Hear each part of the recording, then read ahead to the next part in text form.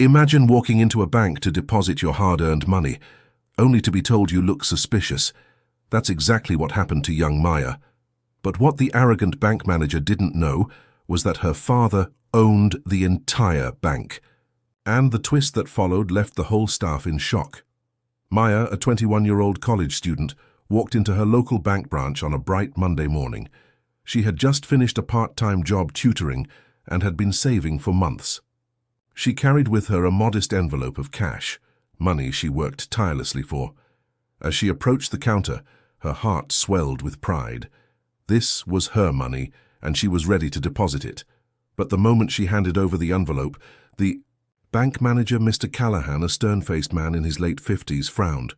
He squinted at Maya, then at the envelope, and muttered, "This seems suspicious. Are you sure this money is yours?" The entire lobby went quiet. Maya's cheeks burned with humiliation as customers turned their heads. Maya tried to explain, "Sir, I earned this through tutoring and part-time jobs. I just want to make a deposit." But Callahan leaned forward, his voice dripping with condescension. "People like you shouldn't be carrying this kind of cash. I'll need to hold this until we can investigate." People in line gasped. A mother shook her head, whispering to her child about how unfair this was.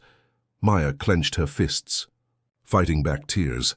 She was young, black, and suddenly being treated like a criminal for daring to save her money. Callahan didn't stop there. He called over 2 security guards and said loudly, "Escort this young lady out until we confirm where this money came from." Maya froze.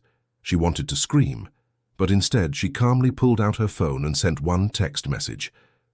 The guards hesitated. Something about her composure didn't feel like guilt. Still, they followed orders and led her toward the door. She stepped outside, her phone buzzed with a reply, "Be there in 10." 10 minutes later, a sleek black car pulled up to the bank. Out stepped a tall man in a tailored suit, flanked by 2 associates. His presence was commanding. Every eye in the parking lot turned. It was Mr. Jameson Walker, Maya's father. But not just her father. He was the CEO and majority owner of the entire bank chain. Maya's lips curved into the faintest smile. The trap had been set. Jameson walked straight into the bank lobby, his shoes echoing against the marble floor. The staff instantly stiffened. Customers whispered his name. They all recognized him from magazine covers and television interviews. Callahan, oblivious, marched forward, puffing out his chest. "Sir, we had a suspicious incident. A young woman tried to deposit questionable funds. We're handling it." Jameson raised an eyebrow. "And where is this suspicious woman?" Maya stepped out from behind him. "Right here, Dad." The color drained from Callahan's face. Jameson's voice thundered across the lobby.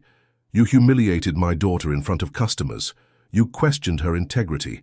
And worse, you broke the very values this bank was built on: trust, dignity, and respect." The staff froze. Customers leaned in, stunned. Callahan stuttered, I didn't know." But Jameson cut him off. "That's the problem.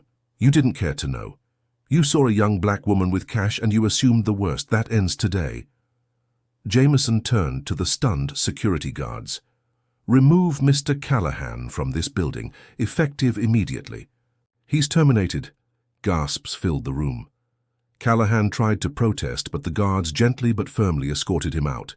Then Jameson turned to Maya. He handed her the deposit slip himself. "This is your money. You worked for it. And as far as I'm concerned, you've earned more than just respect. You've earned this bank's full protection."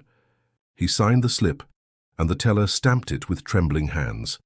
But Jameson wasn't done. He turned to the entire bank lobby and announced, "From this day forward, every branch of this bank will undergo mandatory training to ensure that what happened to my daughter never happens again.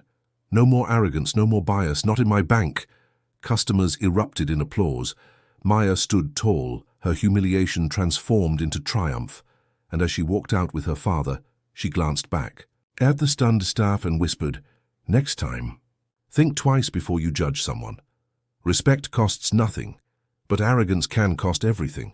That bank manager lost his career, his reputation, and his dignity, all because he failed to see beyond his prejudice. Always treat people with respect, because you never know who they really are or who they're connected to.